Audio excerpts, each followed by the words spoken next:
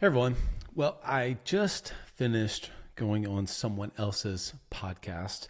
They're actually in the UK, and I recorded it this morning. And as we were having a conversation just around all the different topics of business, there was something that we got into that I don't think I ever shared or talked about on this podcast. And I actually shared with him later that I was going to record this solo episode, and I'm going to call it The Desert. And I want to give full credit to Daniel Priestley, my coach Mike, their business partners Glenn over at Dent, because they have really helped me through some of these areas.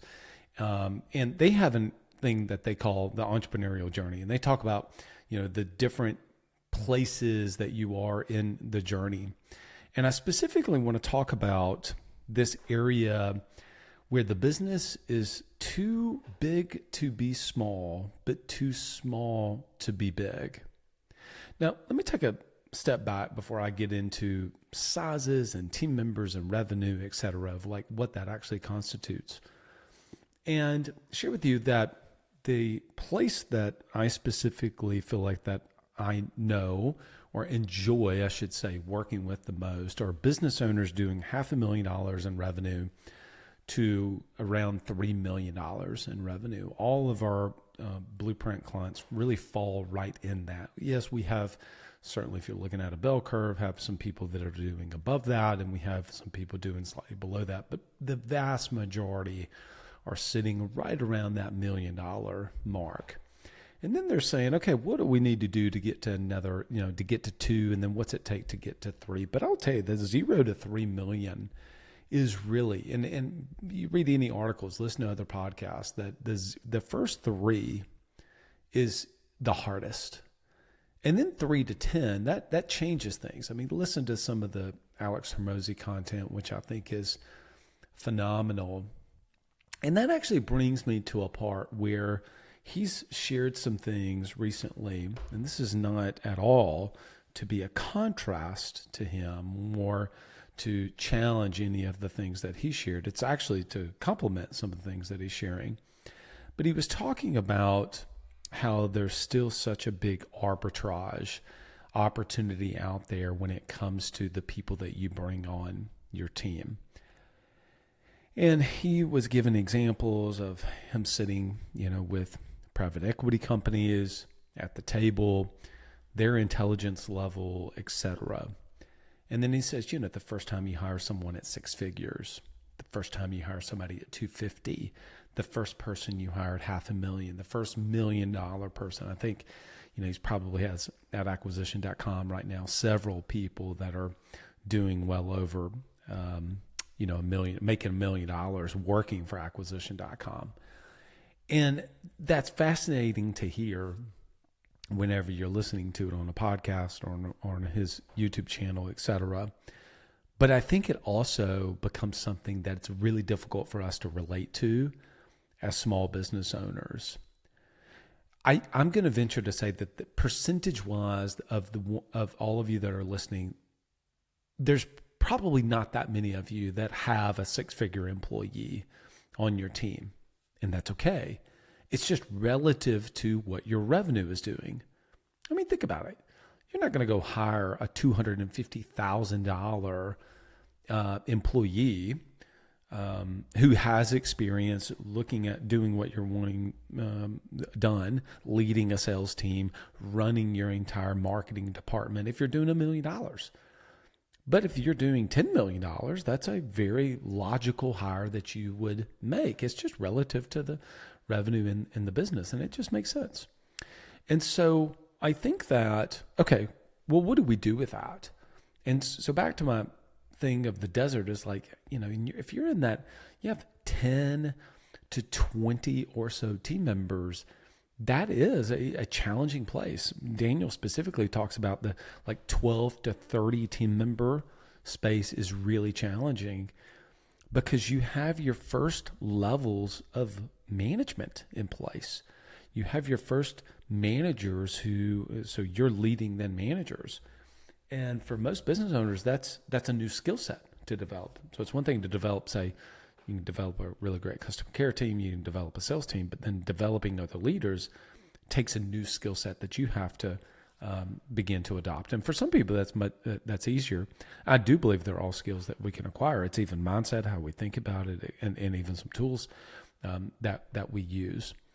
And so when I hear things like from Alex and other people that put out great content, and you hear those kind of things, you say, yeah, that makes sense. But like, golly, that's impossible for me to think about hiring someone that's, at $500,000. And what I think Alex was saying there, and how I'm going to hopefully land this plane for you here, is when you hire people like that, they come in and they tell you what we're going to do. They put together the marketing plan. They put together the sales acquisition plan. They work with the marketing person. They go to the operations director. They go to the HR director, so on and so forth. And they say, this is what we need to go and execute that. What a great place to be. But to get there, you've got to go through the desert.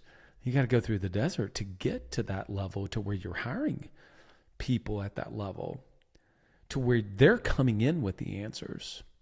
Now, let me contrast that to where the majority of the people that I know and the business owners that I'm around, majority of the people are in that, you have 4 to 12 team members. And by the way, you can have a great, incredible lifestyle business having 3 to 12 team members. And that fact, that's what Dent and Daniel and Mike and them talk about, is the value of really having a super profitable lifestyle boutique business. That's what they specifically call it. The challenge with that, and the way to think about it and approach it, is that when you're hiring those people they're not going to come preloaded, often not going to be preloaded with all of this breadth of experience and have done exactly what you're looking for. And so therefore, we have to get it out of our head, and we're still doing training, coaching, teaching new ideas, helping them to, put together the marketing plan, put together the sales strategy, put together the sales team, maybe even still leading the sales team potentially. So that's the difference.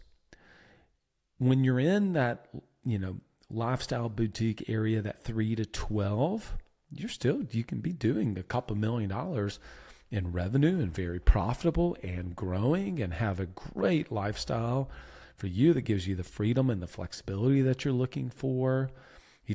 Maybe you have one layer of management in place, because having 12 direct reports would be difficult. So you have one layer of management in place. But as Daniel says, when you're in that desert, that 12 to 30 team members, that can be challenging. It can be challenging, and you can push through it. And once you get to 30 or 40, then you're beginning to really create what they call more of a performance business. And so what's kind of the takeaway here? I think the takeaway here is the people that you're bringing on can be incredibly talented in this space of $500,000 to $3 million, which I'm going to take a wild guess is the vast majority of you listening to this podcast. And that's what I was sharing on that other person's podcast, is that, we just know that space, what it's like to have what it's like to have remote team members, what it's like to have fractional team members, but have a team in the 5 to 12 team member space, whether they're full-time or fractional team members.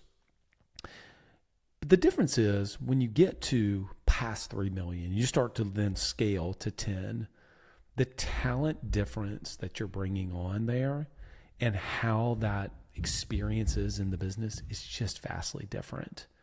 Matter of fact, I've got a friend that's in the, just high-tech startup space, and all the businesses that they work with, they're raising capital, 10 million, 20 million, 50 million, $100 million. Well, when they have that much cash in the bank, whether it's from investments or from lines of credit from the bank, they can go get incredibly talented, quite literally some Harvard MBA people to help them to be able to grow that business. And so I think that whenever you're starting to kind of think through a big vision of what it is that you're wanting to accomplish, I think that seeing it as, hey, do I want to be in that 3 to 12 people space? Or are we going to push past the desert over time and we're really going to try to build a performance business and really push to 20, 25, 30 team members, and just the revenue is going to get closer to $3 million, $4 million, $5 million. And when you get there, the talent you're able to attract, just simply because they're going to demand that type of income, is going to be vastly different. So that's been a helpful mental model. There's no tool to take away here or anything like that, but it is helpful to begin to kind of think about and hold in your head, like a mental model that you hold in your head of, this idea of revenue and the number of team members that the business has and what you're basically able to invest in team members. So I thought I'd share that with all of you. I hope that was helpful to all of you. Okay, Victoria, go. Lead well.